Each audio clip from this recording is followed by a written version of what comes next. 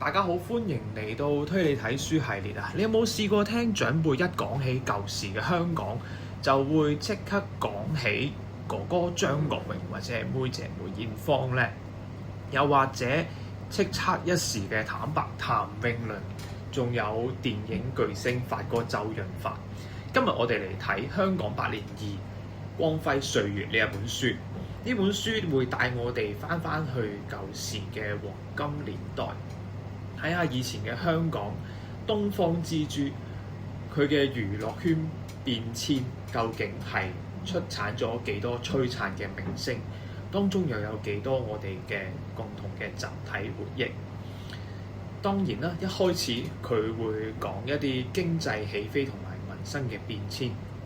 而呢本書我認為嘅重點咧，就係娛樂圈嘅光輝歲月。喺呢個時期，香港嘅娛樂圈最輝煌，粵語長片同埋 TVB 嘅崛起，令到大家認識香港有一個新嘅途徑。當中邵氏兄弟同埋嘉禾電影公司大放異彩，發哥周潤發、動作巨星成龍同埋洪金寶等等，出產咗好多好出色嘅電影，例如係《英雄本色》啦，同埋《警察故事》系列。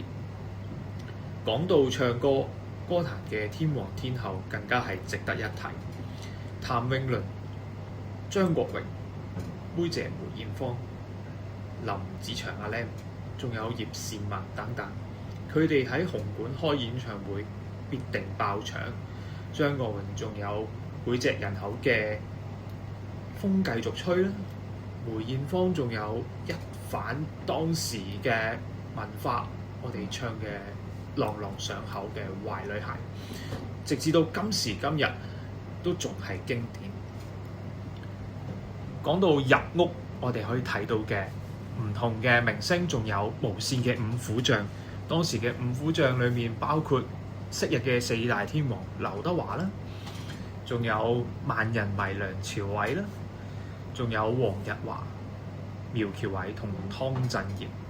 TVB 嘅劇集例如係《鹿鼎記》啦、《小寶與康熙》啦、《天龍八部》等等啦，一眾改編自武俠小説嘅電視劇，簡直就係令到我哋每一日都守住喺電視機前面，陪住我哋成長。眾多嘅文化輸出，令到香港嘅電影、流行曲、電視劇傳遍整個世界，所有華人踏足嘅地方，香港成為咗東方 Hollywood。